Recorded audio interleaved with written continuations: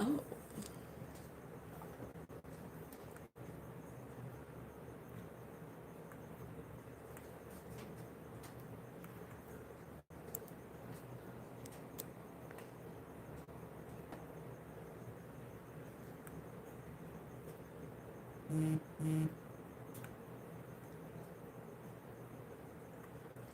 Oh boy, what are you doing, sir? It's like quiet without the music. I don't know.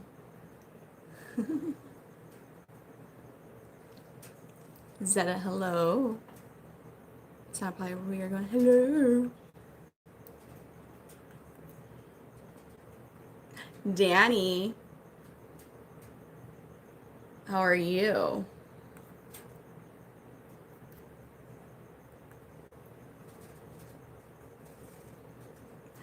Good evening, Miss Sunshine. Karen, hi. Charlene. That's weird. All right, we got KP out still. Oh, why it says that?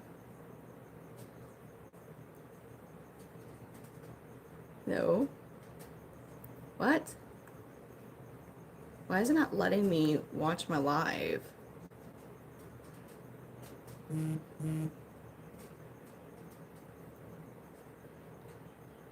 Weird.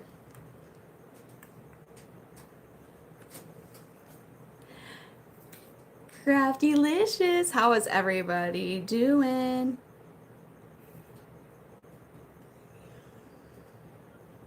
No. Oh my gosh, he looks so pretty right now.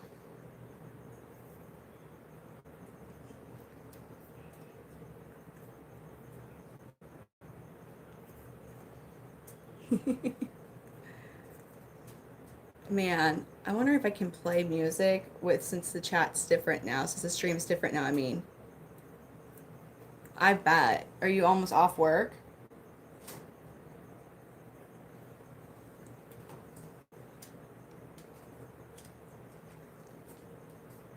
Think you need more juice? Man, I hate not having music. It's kind of driving me bonkers, to be honest with you.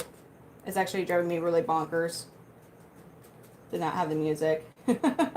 I'm over here like, I don't know if I know like normally I have to go through and delete everything, which is a pain in the butt. Does it look different for you? This is Kenny Powers. He's an Ambelobi Panther Chameleon. He's like hugskies. And then he's also he almost always shows off his little vent hole too.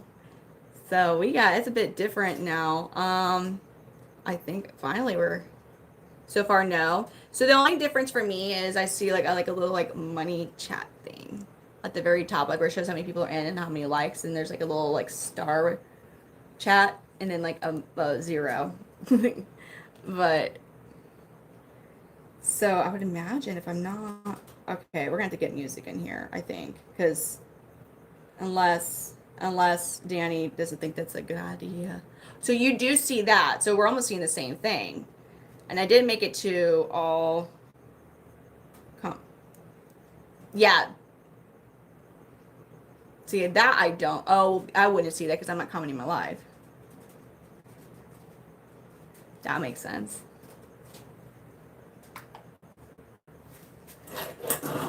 Okay, maybe. Let me get, yeah, I'm sorry. Hopefully we just, I don't know what was.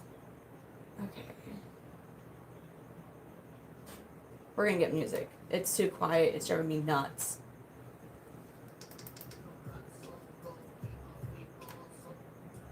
No, not you.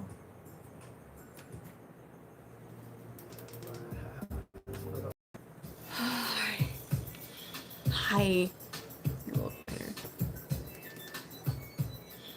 We got Kenny Powers out. Y'all want to see him eat a snack?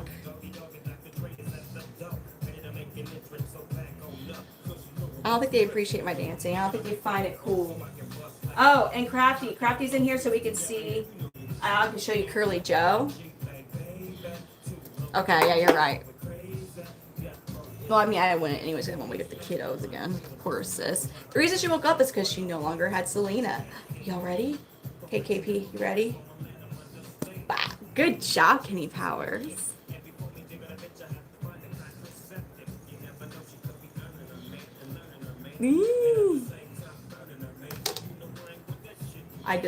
Mia saying here.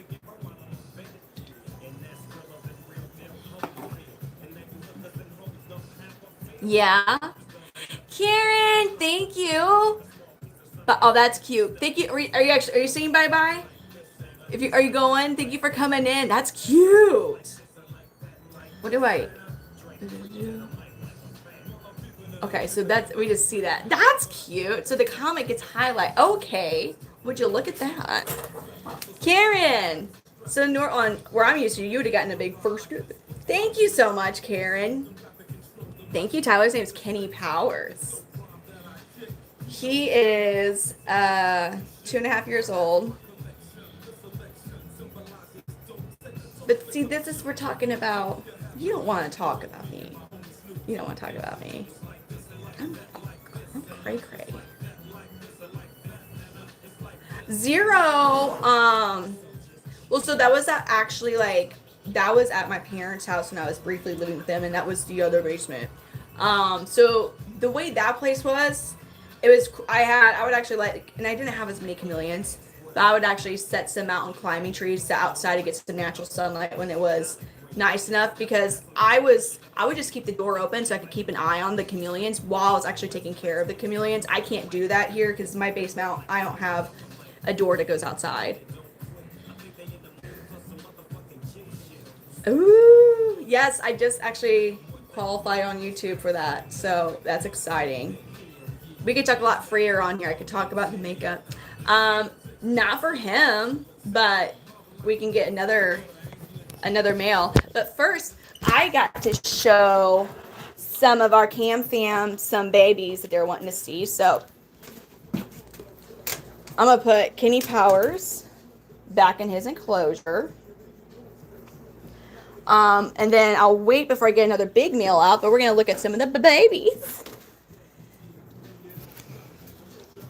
And they're a little too young. Thank you. You know, Amelia is she's special. Okay, let's go over. Let's see where Curly Joe is. Or actually, so here is CP2 Charlene. Let me quickly. Okay, he's real curled up. I don't want to get him, but doesn't he look so cute? Well, look at that tail curl. I'm a Missouri. Oh, am I looking? No. What? Yeah. So isn't he cute? So they're almost 2 months old. Look at that little guy there. Did you see him, Charlene? So cute. Now we'll look at CP2. I'm sorry, CP1. Let me get. Okay. Look at that one. I think female. Oh, man, some of these females be throwing me off. They are just chilling. There's CP2. Look at that adorable face. So cute. Oh, hello. Oh, goober ass face, and I love it. So adorable. Oop, my bad. Didn't mean to startle you. Okay. Curly Joe. I think that one. Curly. Where are you at, Curly? Are you way in the back? Oh, not too bad. A lot more easier to access and. Okay. So here's Curly. Boudreaux's gonna be like, oh yeah, tonight's my lucky night. He's gonna make Boudreaux feel all sorts of way. Okay. Ooh, Curly Joe. Oh, hi, buddy. Curly Joe. Isn't he cute?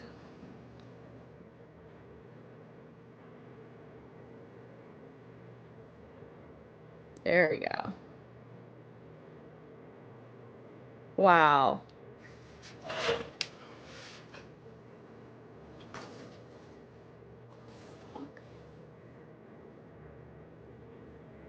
Eventually, yeah, you're going to see that size difference as they continue to grow. Right now, they'll be kind of similar in size or sometimes similar in size. But here, the males are going to start taking off in their growth. Isn't that one cute?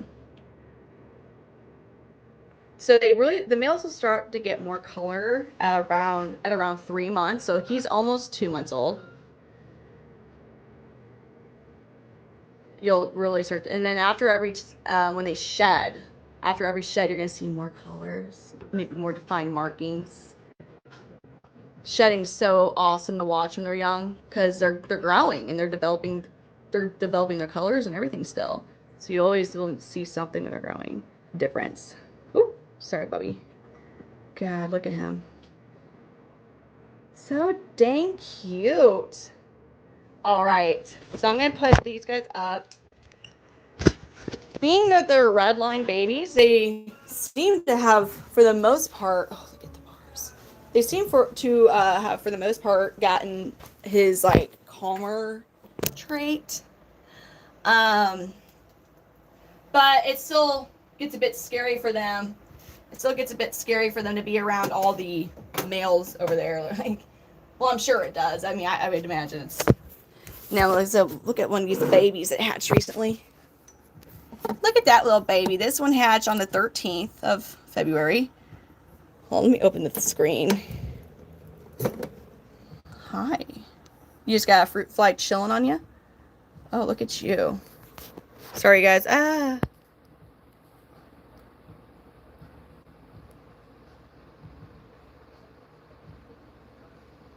You got a fruit fly hat. You're supposed to eat it.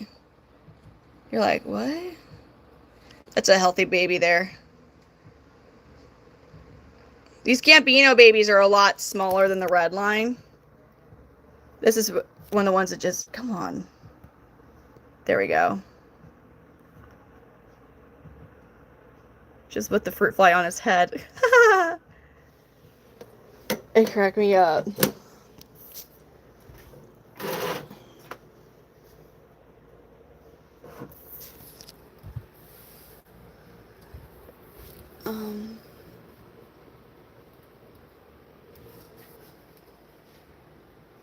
Try to see. No, none of them are close now. Isn't he cute?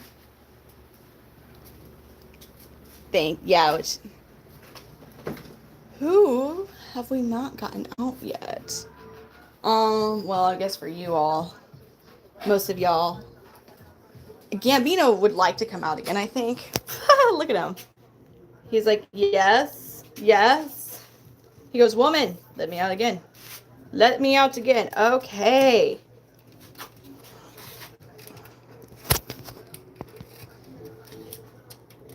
You're being extra. You already know there's a much easier way to go about this, Gambino. Hi, buddy.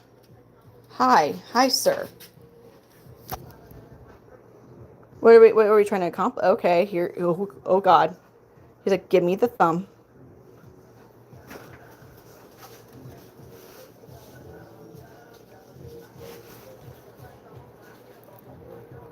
What the fuck is he doing?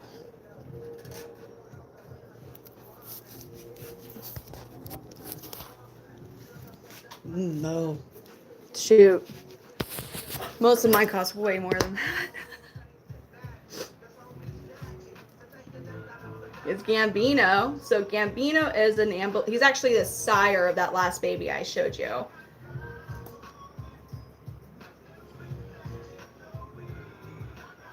My most expensive panther is my Abanja male, Mr. Meeseeks. He was $1,000 before shipping. Different locales were even pricier. Different chameleons, like my yellow giant Parsons, and I got a deal for the pair was $4,000, and that was a deal for the pair. And then I've been to expos. When I got into chameleons, I was like, oh wow, they're so much more expensive, like compared to veiled chameleons. Because veiled chameleons, you get those under $100, but they don't change color like this. And they're usually dicks. They're usually big punk heads. They just hate you forever. But man, after vending at expos, I see $60,000 ball pythons. I'm just like, I've seen people buy $30,000 ball pythons. I've seen them buy it. I've also seen them drop more than 30 grand on more than one snake, but I'm like, what? So crazy. Why are panthers so expensive, or like are the ball pythons? I am not a ball python breeder. I know there's like over 4,000 morphs, and I know it's all about genes and all this stuff and rarity, or I don't know, but that's a whole different game of ball pythons. Yeah, these guys are. So, for example, Gambino here, he is the result of 12 generations of selective breeding. So, for him, it's not inbreeding. So, you pick out the male. You're going for less red with this project. So, you pick out the male and keep the male that had more yellow and less red. So, when he fires up, and here's the thing, like, your wild chameleons will not look like this. Your Florida chameleons that you get for a deal, like your Florida invasive panthers. This is what Gambino looks like when he's fired up. Like truly fired up. Oh, let me turn my ring light off. This is 12 generations of selective breeding in an ambelobe panther chameleon. A yellow body blue bar. Yellow body blue bar is your most common coloration with ambelobe.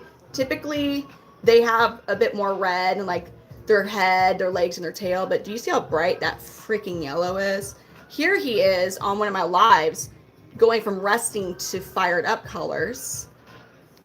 And here's another one of him fired up.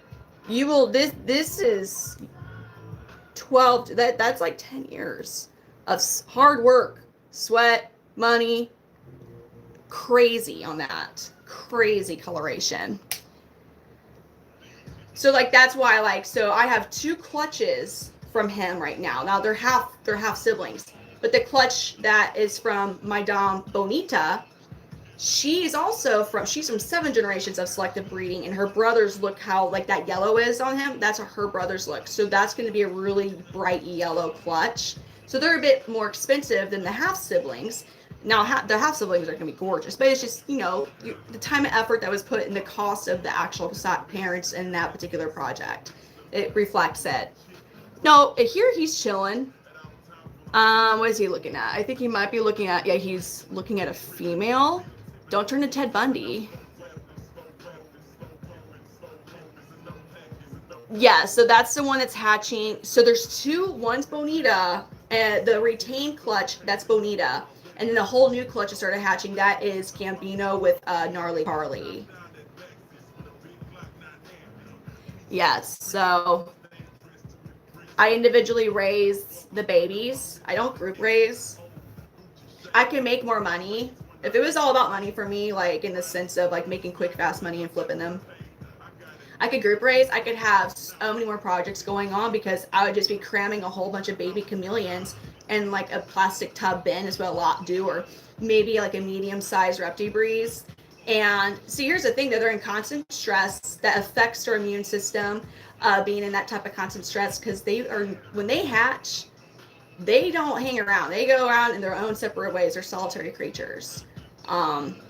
It's not good to group raise them. I love their little hands. Look at that. I call them grippies. He's a Panther Chameleon. His locale is Ambelobe locale.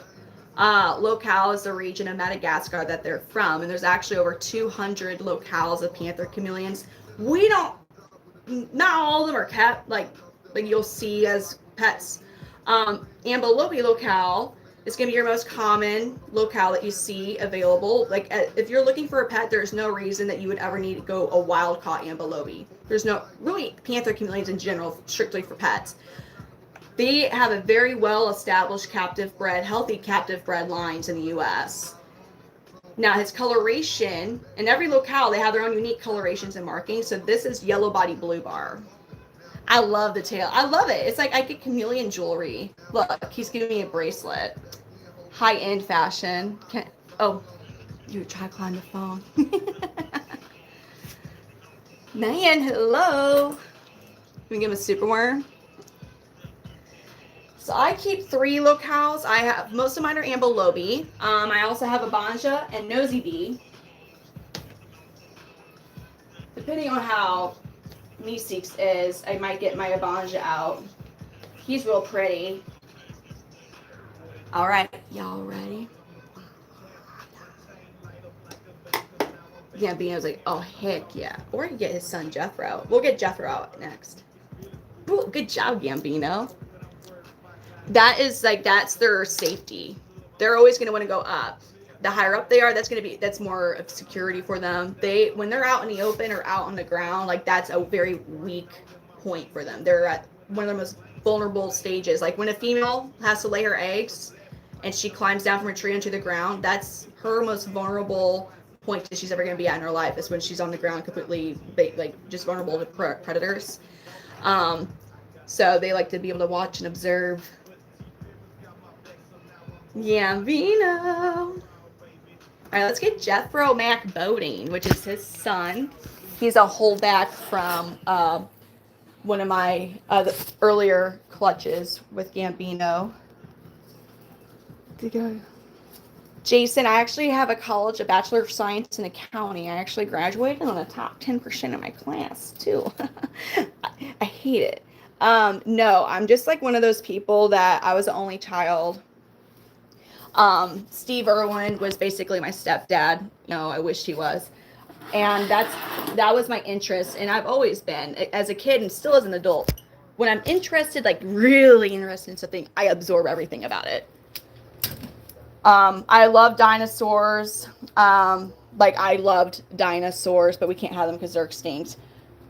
I like literally, I knew like all the periods, which dinosaurs belong to which period. I actually, when I was 9 years old, got asked to leave or kicked out of the Discovery Channel store at the mall because I got into a fight with a girl who thought the Tyrannosaurus Rex was from the Triassic period, when indeed he's from the Cretaceous. And I had issues back then, and I didn't like the fact that she kept saying that I was wrong, and I knew I was right. I mean, duh. T-Rex is not from Triassic. I'm just, I guess, borderline different. Well, and also I became, when I got into chameleons, I did a lot of research. And so I got my first chameleon, and I got most of my information from that breeder at that point, but then I became more comfortable with my own knowledge, and I branched out to another breeder, and Jonathan Hill's his name, and he taught me a lot of everything I know. He is actually a scientist. And then Bill Strand, who's also, like, he's a scientist as well, and he studies them. He goes to Madagascar once a year. He's done field studies. But I befriended all the extremely knowledgeable people in the chameleon world. Good night, Charlene. No, well, I mean, I keep them as pets. As far as breeding, it's just panthers, Panther Chameleons. So this is Jethro Mac Boating. He's a juvenile male. He was a May baby. Ooh, are we going to show? I've never seen him fired up. I mean, I've seen his yellows when he's been in mating display colors or in his sleeping pajama colors, but he's never fired up. I would love to see him fire up because I know his yellows are just amazing. But I've never seen him fire up, which is their natural response. We say fire up. Typically when they fire up, it's when they see another male panther, and that's just their natural response. Who are we puffing up at? Ooh, I want to know. Ooh, I'm starting to see some yellow.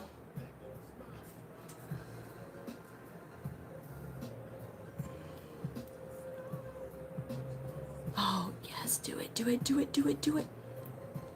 How long do they live to on average? Is that what you're asking? Males are about 5 to 7 years. The females live about 2 to 4 years. And then when I find new branches, they're about 3 to 4 months. Yeah, Jethro Mac. So his sire is Gambino. He's getting a little bit more confident, actually, which is great, because he's not a confident lizard. Yeah, I'll show you some babies. I'll have him out for a little bit. I'll show a baby. Now, so when Panther Chameleons when they first hatch, they don't have color. They're going to be like brown, gray. The best way I'd explain what they look like is four-legged ETs at the tail. Males will start to show color about 3 months, and both male and female, they'll start to get greens maybe like a month and a half, 2 months after hatching, So they get a little difficult to tell. You have to look and see if they have a hemipenal bulge. Insects, live insects.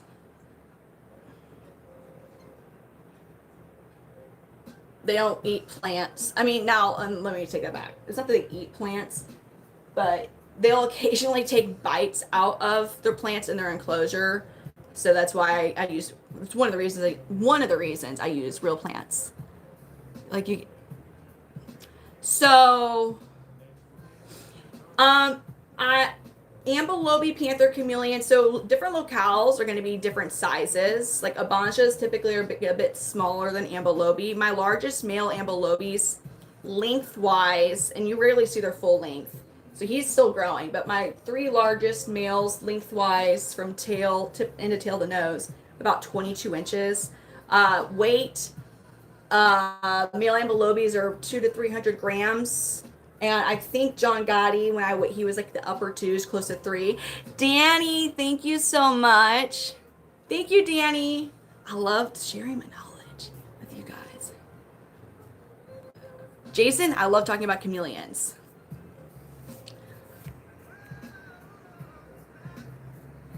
All right, let's give him a, eventually they'll stop, but they kind of seem like they would. Once they find good, they're like, you know what, there's food here. All right, let's give him a super, so it's kind of cool as he just started kind of eating when I was holding him. This boy used to not really, he was too afraid, because he's a scaredy cat. Here we go, hold on. Now I'm curious if what he's been doing is kind of silly, but oh wow, yeah, he was ready. Okay, you ready, Jethro? Good job. Oh, that's squirted. Usually he stops. There he goes. He stops. He kind of tortures them, unfortunately. Like poor Superworm's like, not a family. Tell them I love them. Tell my wife and my children I love them. And he just is there like a dog with a bone in his mouth, just like, oh. Most of the time they just basically inhale these things. And this guy likes to make sure that they're aware of what's happening. You could be a kind chameleon and just lightning fast because, well, shoot, your tongue goes 0 to 60 miles per hour in 1/100th of a second. So you could just put him out of his mercy quick. No, you savor it. Get all those juices. Come on. He's still alive. Crunch it, dude. Oh my God, you're deviant. You're a deviant little lizard, dude.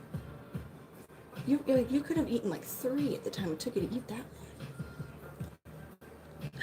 one. The colors that they change to is going to be determined their locale and the coloration of that locale. So he's a yellow body blue bar. When he fires up, that green will turn yellow. The blue bars you see on him, he's got perfect blue bars. God damn, I'm so proud of this production. Sorry, geeked out moment there. His blue bars will get brighter. I believe he does a fade out too, where they kind of fade out to white on the belly. Any bit of the red you see gets brighter. Ooh, I wish you would be puffed. I wish you'd fire up and show us. So those are going to be, in like mating display colors, they'll get darker stripes around their eyes and their face. But he's not going to be like, oh, I'm going to be purple today. Like, they're not going to just switch up their colors like that.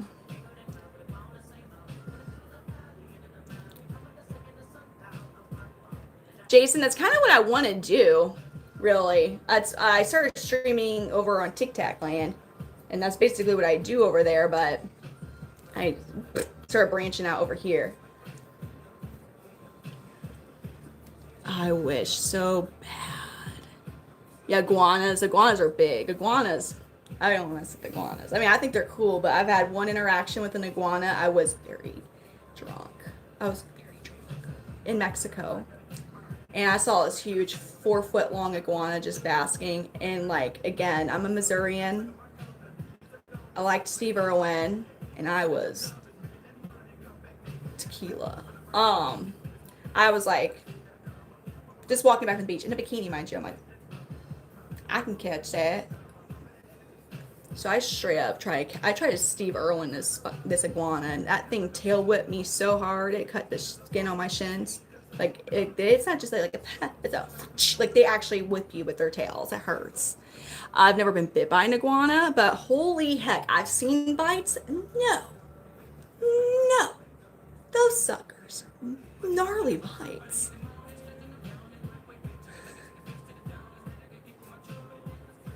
No, they have very complex brains. They have the derpiest looking faces, I feel like, but their brains are so complex. So you can see that their eyes independently move, right? So that looks cool, but they're actually processing two different images at the same time. They're thinking about two different things at the same time. So with one eye, they could be looking for food. The other eye, they'd be looking for predators, constantly surveying their surroundings, plotting escapes if need be. They can even be looking at two different prey options and determining which one would be the easiest, that would exert the less amount of energy to get. Calculating, it's insane. They have very good memories. They will recognize their owner. They'll tell if it's a new person that's down, so they're like, who are you? They recognize, they'll remember, like if you have a bad habit, say like mine. Sometimes I forget to latch his bottom part of the enclosure. Oh, they're aware of that. And they will try to get out. Like normally they're not going to want to just leave their enclosure unless there's a reason to. So like if there's a female that they think's hot, you know, that's when they're like, oh yeah, homegirl, never, and they'll try to push their way out. They're very intelligent.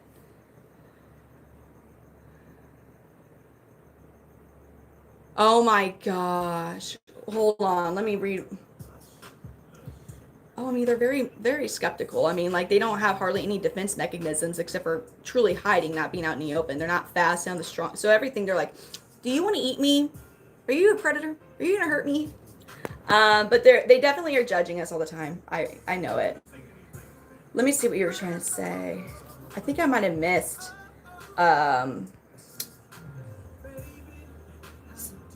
Said was about 14, but in his aquarium indoors, his son cooked him. Got home from work and he was gone. Are you saying like this, like he was in a 14-inch tall, or like his sticks were 14? What do you? That's cool, Jason. Eric, hello. How are you? All right. Who was wanting to see the babies? Are you still in here? I could put him. Actually, I'll put him up. Length. Are you talking about a chameleon or an iguana? Do they ever? I have. You don't want them to. If they zap their tongue out, dude, please fire up. I want to see you fire up so bad. If they zap their tongue on you, it's because they're mistaking something as food. They're not just like that's not how they're gonna like, yeah, get away. Like it's an attack business. That's what they use to hunt and eat. So like one reason I quit painting my nails is anything that's shifty in color, super glittery, spark, they'll try and eat it because they might think it's a bug flickering and moving around.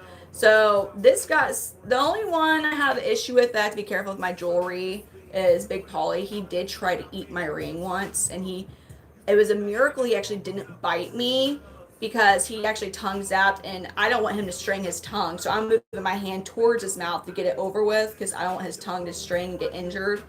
And he kind of like managed, he kind of bit my ring, but it didn't bite me.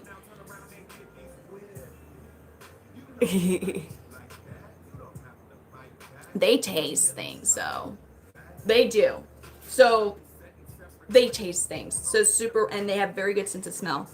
So example, superworms, you have to be careful with them. The one I just fed him as a snack. You need to be careful with superworms. They're like bacon to these guys. They are higher in sodium.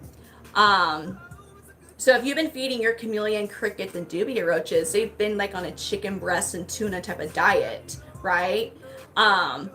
So that's all they've known. And then you throw them some bacon. Some of these guys will literally go on food strikes over the bacon. They're like, no, you've been holding out. I know what else is actually out there. I ain't eating this. I want my bacon. And like, honestly, like I can relate. Having some really good bacon, shoot. But you have to just basically wait it out because superworms do not provide them enough nutrition to be an actual staple feeder. So they try to manipulate you. Yes. They don't really make noises. They don't. Geckos, like they actually have vocal cords and make noises. These guys, noise you might hear is kind of a hiss. It's not the same type of hiss like a snake does. It's like, say they're puffed up and worked up and their goolers, like they're in defensive. Maybe they open their mouth and they move. And it's like a release of air comes out and it sounds like a hiss. But it's not the same as like when a snake hisses. All right, you want to see babies? That's what I was gonna do. Although I would love, let me see what happens. Maybe if I, real quick, I just am curious because he's been like looking at other male, like, and kind of puffing. Will this get you, or are you just gonna be scared? This is his brother, Dino Dino. Oh. Are you just gonna be scared, or will you actually fire up? His brother don't freaking play. Trying to see, are you getting any yellow? Oh, damn. Very warm, that's good. All right, so we're still not. Sometimes it takes them a while to like discover themselves. Oh crap, my hair. Okay. As far as being confident, some of them will never be confident. I want to see a baby. So the little babies, I'm not going to get them out. No, they just got. I use Arcadia UVB lights. You need to have linear T5 size UVB bulbs. I like Arcadia. And a heat lamp. I was using, I think it's called Flukers, and it was like an adjustable, and that's your regular fluorescent heat bulbs, but I'm switching to the Zilla low profile halogen. They give me more space for more chameleons for one, and they actually are more energy efficient. And you can have grow lights for the plants if you have plants. You do not want, like, there's a stupid chameleon kits for sale at the pet stores. Like, they're made by Reptile, and they're called the chameleon kits. Don't get them. They're they're called the chameleon death kits in the chameleon community. Don't get them. Red lights are not good for them. Blue lights not good for them. You don't want any lights at night for them. They don't need a heat source in their enclosure at night. Now, say it's wintertime and it's cold and your room gets really cold and maybe you need to have a space heater in the room. That's different, but they don't need a heat in their enclosure at night. I'm trying to get, here's this baby. Look at the baby. This one is a retained clutch from Gant. So this is actually a half sibling of Jethro. Look at that cute freaking face. That's so smart lizard. Look at that. I'm at 73 chameleons, I believe. But that's including all these babies that have been hatching. He's like, huh. So cute. This guy here. Oh my god, you're sleeping hilarious. You're like, yeah, it works. Got this baby back here. Kind of hard. It's hard to focus when they're in the back.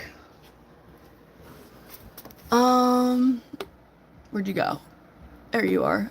Just curling up. Little peaky G curling up there. Yes. Little baby. No, this little baby. Oh, little cute baby. Oh, I'm gonna get Loki out. Alright. I thought I was actually alive. It's like, no, I don't want to do that. I'm gonna get this little male out. He's one I'm kind of paying attention to for a whole back in this particular clutch. Let me get a stick, a little twig thing for him. He's almost, or he is about 2 months old now. Okay. Put my phone back on the charger. Yeah, they have very big eyes. I need to put my phone back on the charger. What time is it? 2:05, okay. Yeah. The Gambino clutch is a bit smaller than the red line, but that makes sense because red line's technically F1. So your wild chameleons, wild caught, they tend to be a little bigger. Here he is. We named him Loki.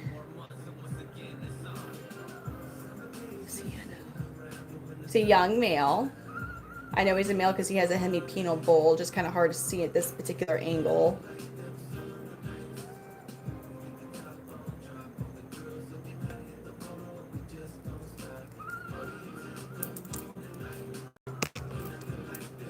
Here we go.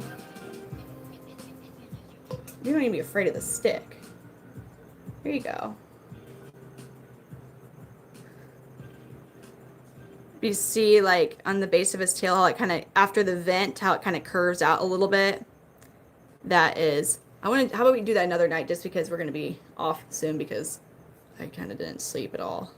We can do that tomorrow night here. Pause. Thank you, Jason.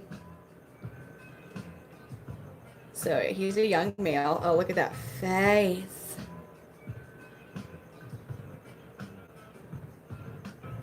Yeah, I'd rather, CJ, I'd rather do that a little earlier when we have more of our others in here. So, yeah, they don't really want to jump off. Now, as a last resort defense mechanism, they will yeet themselves off of things. Hi there, Justin. Rice cube. Ooh. That's cute. He's super cute. He just shed, too. He just finished a shed. Yes. Yeah. They're like, I'd rather risk death than this predator. Ham and cheese.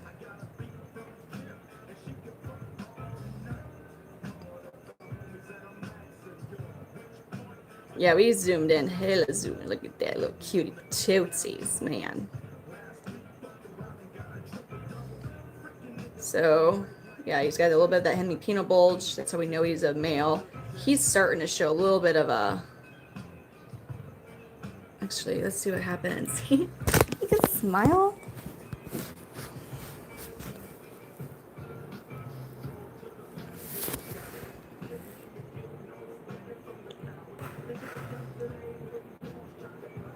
God, he's so cute. No, I'm not trying to do that.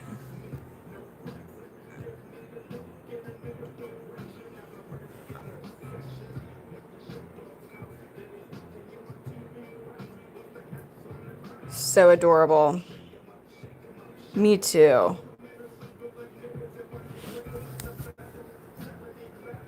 I think he's just... Oh, he's trying to climb the phone out. Oh. He's like, wait a minute, I'll climb the phone. It's still too far away for you. Oh my God, he's so cute. Thank you, Justin. Yeah, they're... so, I mean, he's grown, actually, a decent amount since he's hatched. These guys, when they first hatch, are about the size of a Cheerio. So, like, when they're curled up. He definitely likes Ice Cube. We like a little bit of that old school.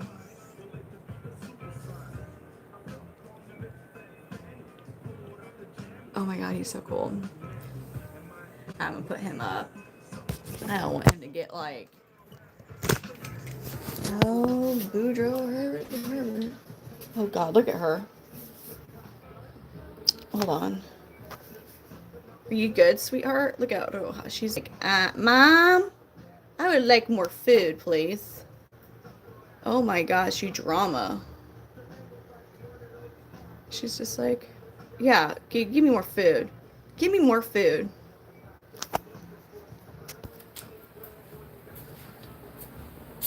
No. I hate when they do this when I'm walking back to the enclosure. Here you go. You're back there now. Oh. There you go. Today was a good day.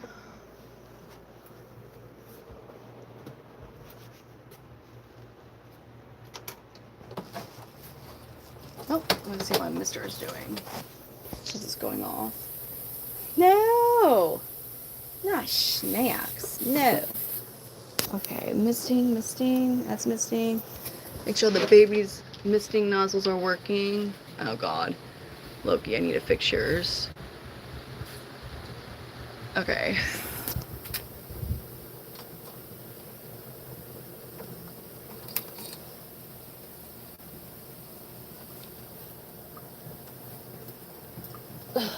Shoot.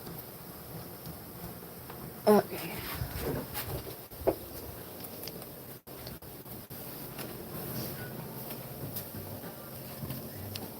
we actually misting? Okay, great. Hers is actually misting. Perfect.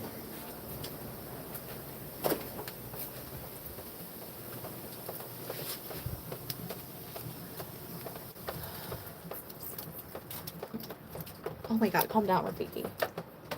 Okay. Oh, my misters were going off, so I was just, while my misters were going off, I was looking to make sure I have hard water. I used to always use distilled water for the my misting for the water for my misting system. But that's like $5,000 a year. So, anyways, I have water softeners, but I need to fix that. So, there's 2 of the babies. I need to see if this will. Because if the nozzle gets clogged up, they're not getting hydration. They don't drink standing water like water bowls. They drink water droplets off of the sticks and leaves. Being that they live in the tree, like that they live in the trees in a while, like they're not going to stumble upon standing water too frequently, at least, in the trees. So, raindrops, drop top, mist, fog, dew. Thank you. Thank you. I really appreciate that. I'm saying Baz. Thank you, Eric. Oh, I gotta move this. I don't want you guys to see my nose, but I'm trying to not get.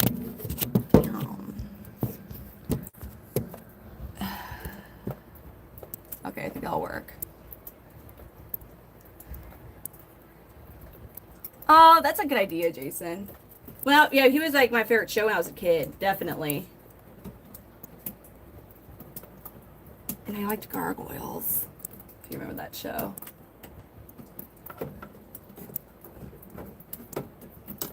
Okay, weird. Oh my gosh. Oh my gosh. Well, this might be why. Oh my goodness. I hate these nozzles. Damn, that fucking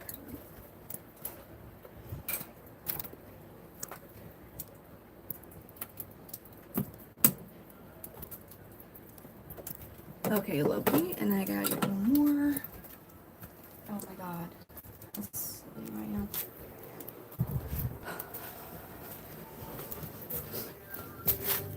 Soaking these guys in vinegar on a regular basis. It gets annoying.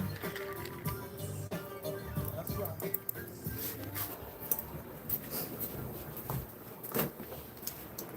so we're good. What was the...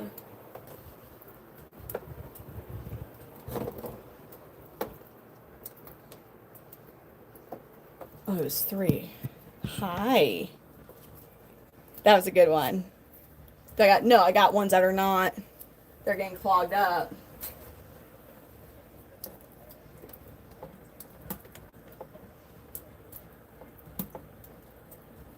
So I'm having to swap out the nozzles. Yeah, we gotta figure something out because, see, the babies, you got, like, they go one day without getting any misting, like, they're gonna be done. Like, they need that. They need that hydration.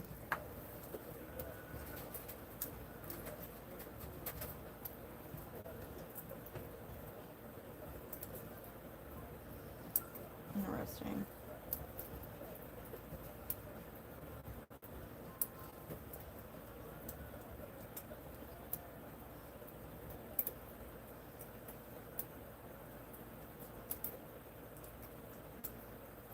Okay. One more I need to do. I don't know about that. Bye. It's a chameleon coin. Oh.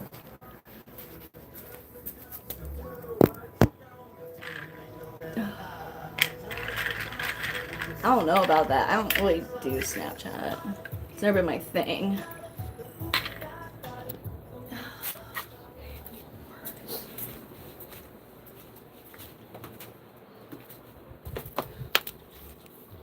good thing I caught that.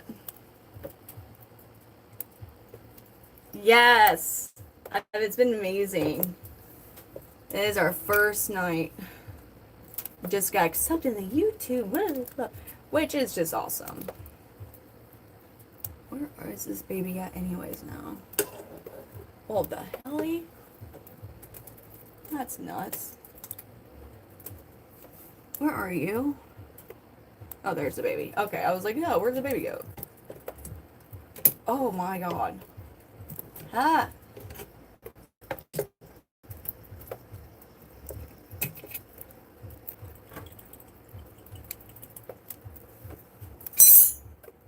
Dude, I just replaced that one too.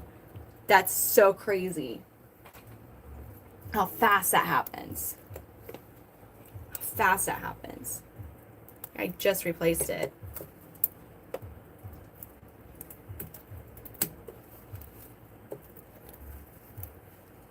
Okay then. So that's that.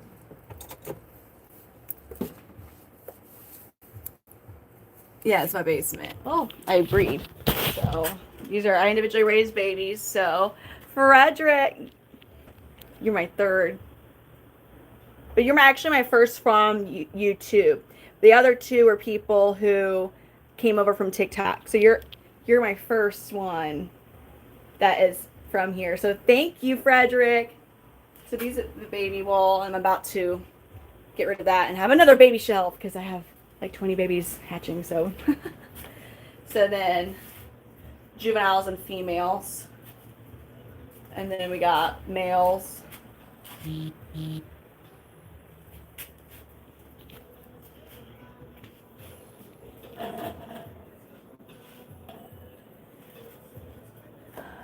Yeah, we got a lot of reptiles.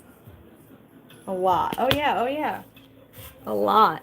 A lot. What time is it? 2:18. Yeah, I don't keep all of them. Like now my males that you see, yeah, these are keepers. Most of my females over here are as well. Like they're ones that I've either bought, that I've either purchased from another breeder, or I produced and I was keeping as a holdback for certain projects. I'll usually keep one male from clutches I produce. Usually I will, just to keep. I would like to have eventually where it's like whenever you get a lineage chart from me from a chameleon that you buy from me, like that it's Midwest Panther Chameleons on it for like 7 generations. So I have to keep doing my projects. But listen, yeah, I'm not a hoarder. If I kept all those, I couldn't even imagine keeping all of the chameleons. Like, don't get me wrong, babies are a lot more time consuming and more difficult than full grown chameleons. Like if I was feeding everything the exact same size feeder, feedings would go by really fast, but I'm feeding like 4 different sizes of either fruit flies, really small crickets, and then the crickets I feed everybody else. So that's different bins, different area, remembering who's who takes longer. Now if it was all the same size, it's really fast. Yeah.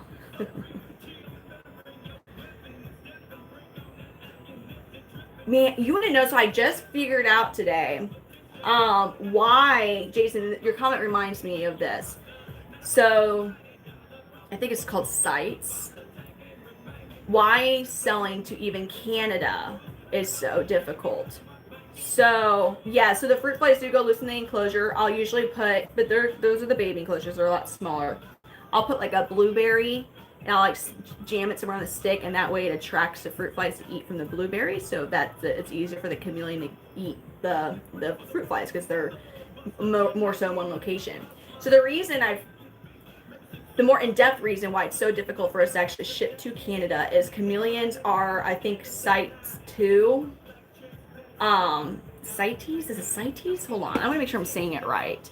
So basically when it comes to animals that would be, I don't know if it's just reptiles. Hold on.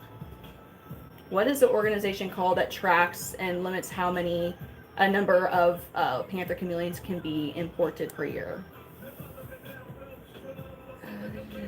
CITES, Convention of International Trade,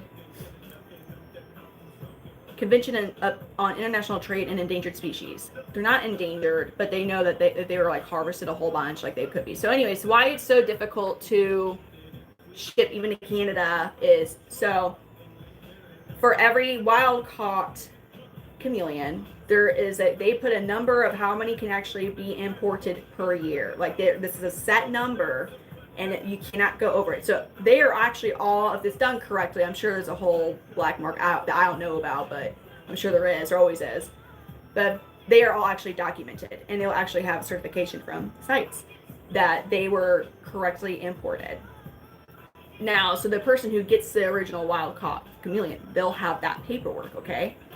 So now if I'm trying to sell a chameleon international, if you start selling anything, even Canada, they want the original CITES paperwork from what chameleon starts. So even if you've had a 12 generation selective or 12 generation captive bred, over 10 years of a captive bred chameleon, they want the original registration from whatever chameleon in that one's lineage that was actually wild caught. So I've never been given a CITES. I mean, I've bought a lot of chameleons. I've never been given this form ever because, you know. So you would have to like backtrack, and it's very difficult. You have to backtrack until you finally find a wild caught in that lineage, and then you still have to somehow prove that that was the one that's indeed in the line. So that's why you have to have that to sell internationally, and then that owner then has to have it from you. Yes, they are. So, and here's a part that is kind of frustrating with Panther Chameleon. Well, so there's different subspecies of like Jacksons and Panther. So you got over 200 locales. So I forget the number of Panther Chameleons it is that can be imported, but that is just for the whole species, right? So in theory, somebody could go and get like 300 of the same locale Panther Chameleon and completely ruin that whole like group in the wild because you just took 300 of them out. And it's okay because they're still at that quota. But and also like, so say there's a lot of ambilobi locale, you might only be able to get like 15 of those because there's these others, but they're all different locales that would never even see each other. No COVID tests, thankfully. Oh yeah, well, Florida has the highest amount of invasive species of anywhere in the entire world, not country, world. It is the prime environment for so many species to thrive in. Panthers are invasive. Veiled chameleons and Panther chameleons are invasive in Florida. I feel like it's just in a different...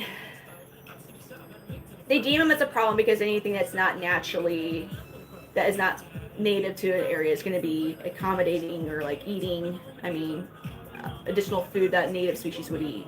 But for the most part, chameleons, like, in theory, even in the wild, if they were in a tree that always had food for them to eat, there was no competition for food and there was no threat to them.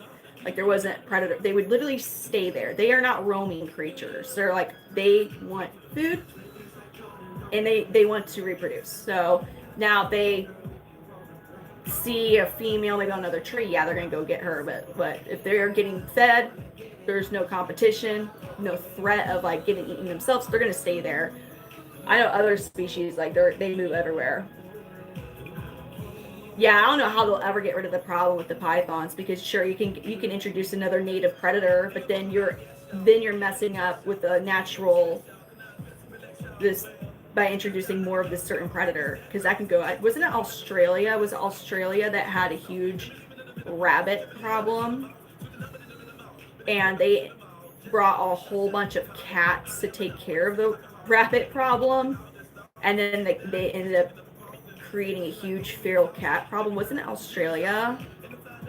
No, I've not been told that one. And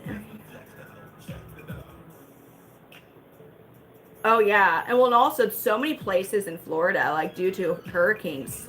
I have friends that used to live in Florida. Imagine being in your 60s, everything's paid for, but there's a reptile that they bred tegus specifically. So the state, because of tegus, they're a bit strict in Florida with them.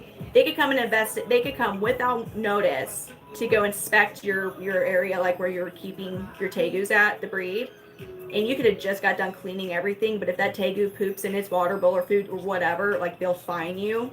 Eventually, it gets to like where it's extremely expensive. They could come whenever, and they are notorious. It's all over the states. This is why I won't get a hog nose. I would love to have a hog nose, but I don't want the state being able to show up whenever. And just look at everything. They're notorious for like messing stuff up, like the wrong species too, that are fine to be kept. But anyways, they love tegus and they've been breeding for a lot. So they actually moved out of Florida to a state where they're not as crazy about tegus. But they were telling me like, really, it's all the storms like busting through like pet stores, breeder, whatever. All the animals that get loose from the hurricanes and stuff, and you can't. It's hard to stop that. Yeah, you got huge ass snakes there. Oh, for the pythons? Yeah. Yeah. Wait, aren't crocs? Are you saying, aren't they native? Aren't they native? The crocs now? Or are you saying like people like release like caimans or whatever?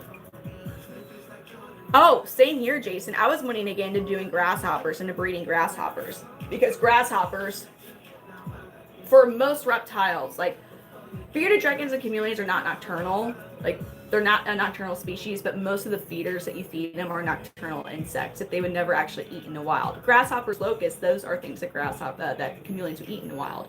So I was like really interested in getting to like breeding grasshoppers. Oh god, there's so many I didn't even know. There's over 2,000 species of grasshoppers in the US. Yeah. So they're very strict about grasshoppers in the US. Did you know that one? I didn't. Yeah, so like you have to get the FDA. Everything is like, oh my god. So in Missouri, I can only have certain species of grasshoppers. And on top of that, if I were to start selling and shipping them, there's some states that can only take these type of grasshoppers, or maybe not these, but these, or others. And every state has different rules with grasshoppers. And we have one species that actually has the capability to swarm, which is where you're going to get like famines. So, yeah. Yeah, you ready, CJ? Hold on.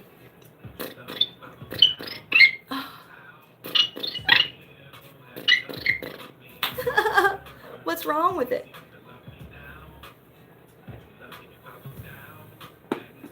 Yeah, but grasshoppers eat leafy plants, so they can completely wreck crops. I've unchapped. Crocs are native or they're not? Hi, Mr. Goddamn. Oh, really? I like getting these guys grasshoppers. They love grasshoppers. Yeah.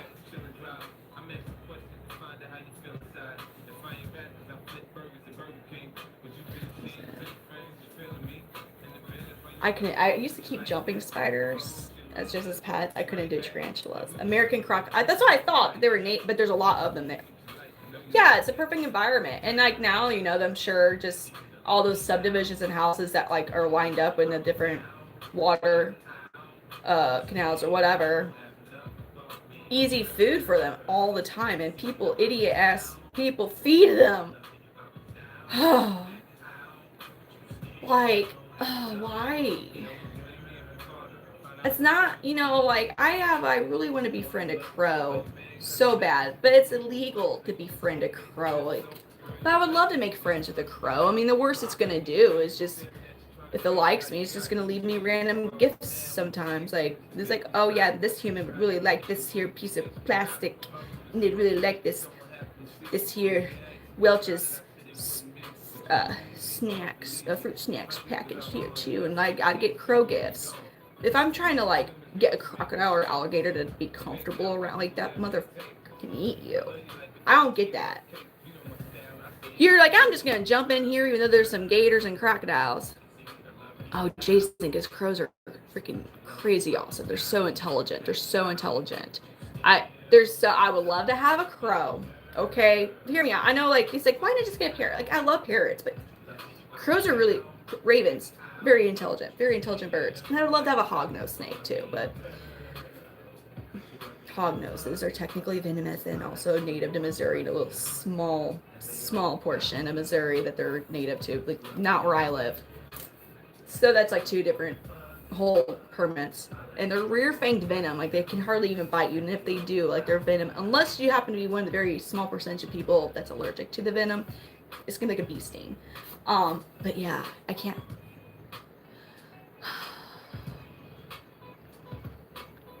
No, I would never want to have a big cat. Absolutely not. Cats are apex predators. I love cats. I love big cats, lions, tigers, leopard. But I'm not gonna just willingly like be like, I'm gonna have the top #1 highest unaliving rate, but supersized apex predator as a pet. Like, no, they're cool, and I don't want to get anything with thumbs. Monkeys are not. No, as soon as we get thumbs, they can really screw up your life, just like by messing with you.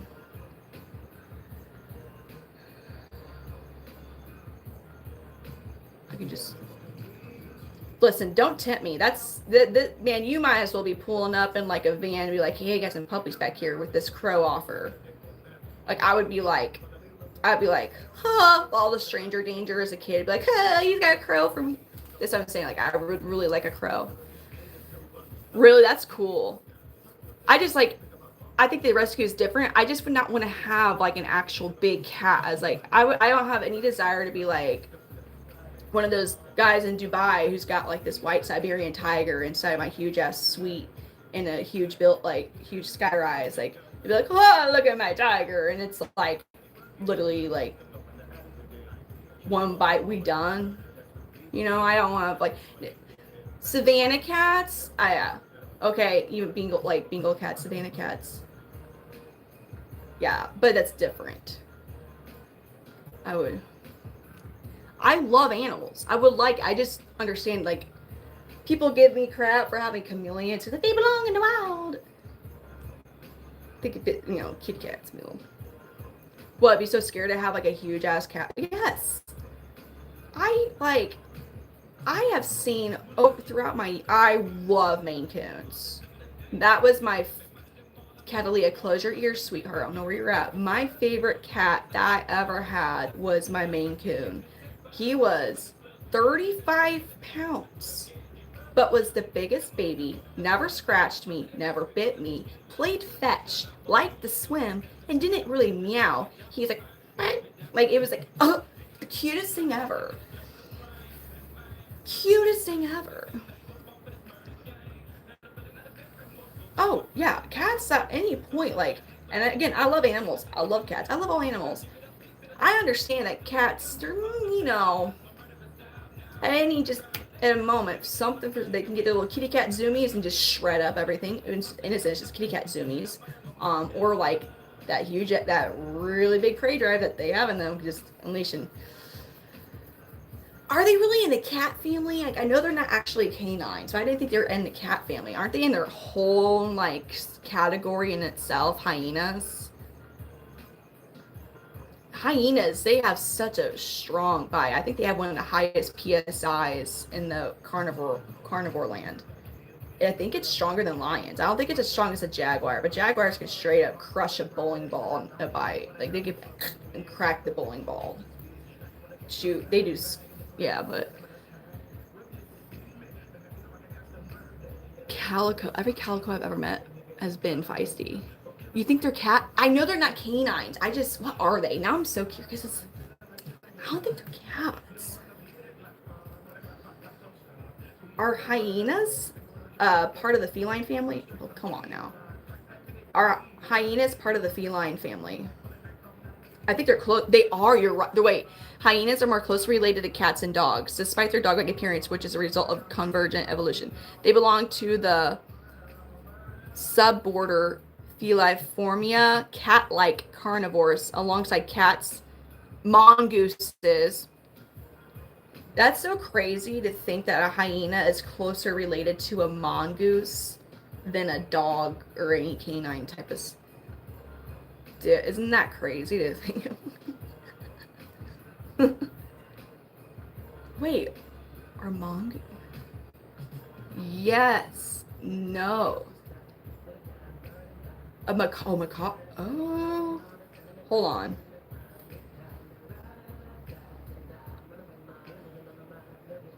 Yeah. The monkey and what? And mongooses? I'm curious. What carnivore has the highest PSI in its bite? The saltwater crocodile holds a record. Oh!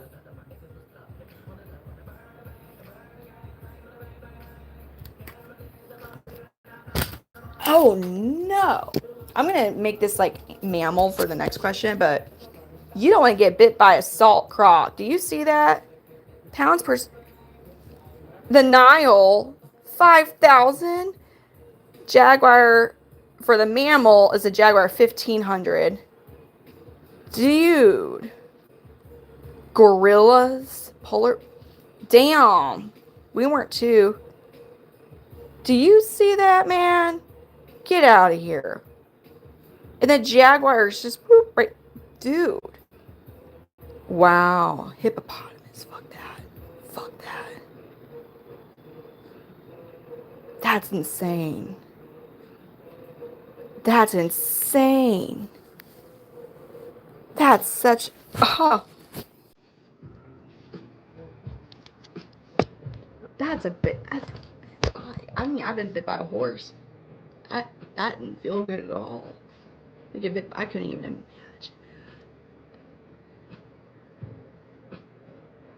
I want to say, I think second to mosquitoes, hippopotamuses are the cause of the most human deaths too.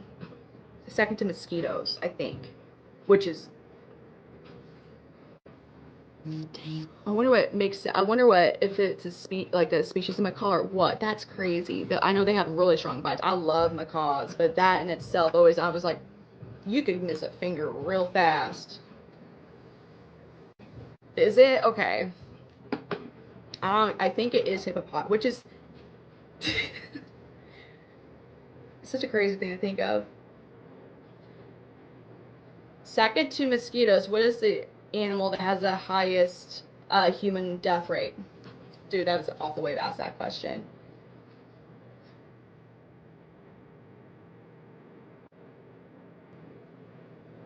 Hold on. Animals, including. Hold on. I thought.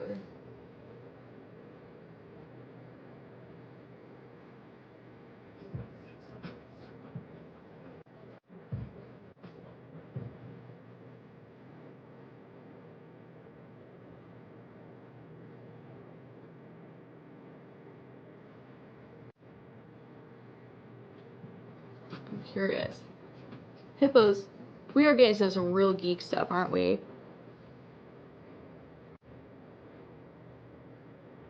Oh, never mind. That's not true.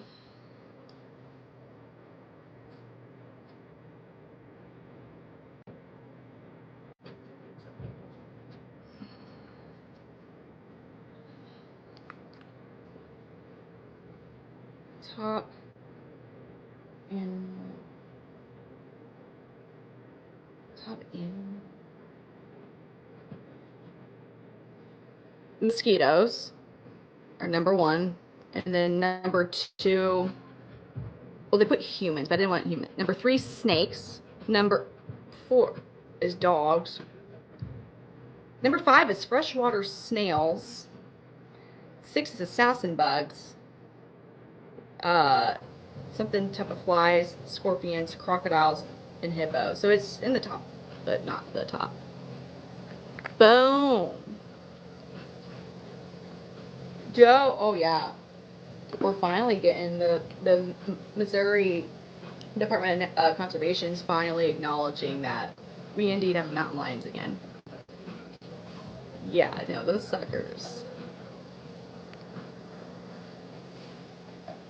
I knew that they were out there because I know hippos. People are like, they're so cute, and like those suckers run in the water at like 30. What is it? Like, they're not swimming. They're like running at you. I'm pretty sure. If I remember, like when they're going like that's how strong they are. I think it's that they're actually running. Like they're like touching it. Like you're like, screw that. Screw that. Yeah, dogs. Which,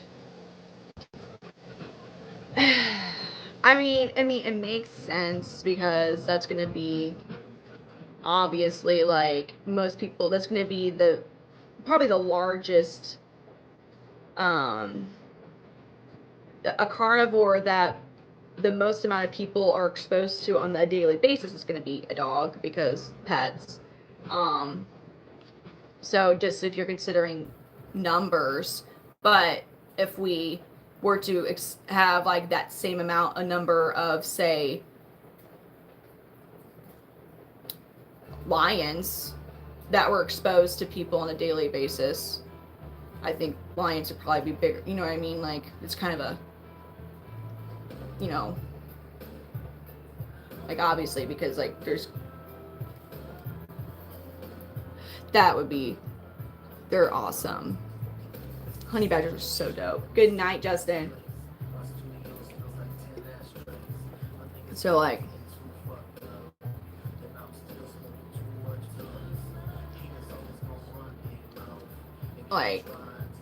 yeah. Cheers. Well, you all, I am going to call it a night because it's 2:42 and I have to wake up relatively soon to take the kids to school and then work in the morning. Well, it is morning. So I'll be back on. Did you know that? Wow. That's crazy. I didn't know that we actually did have that here. I think they even said that we used to actually not like, like Mustangs are not native to the Americas, but I think I was reading somewhere that they actually did have horses native here at one point, a long time ago. But I'm gonna call it a night, y'all. So I hope to see you all later on. I'll come back on Danny. Yes. Good night, Justin. I will see you all tomorrow. Be sure to subscribe because I do try to go on every night. I will be trying to make it earlier though. I'll have to figure that one out. Y'all have a good night. Thank you for coming in.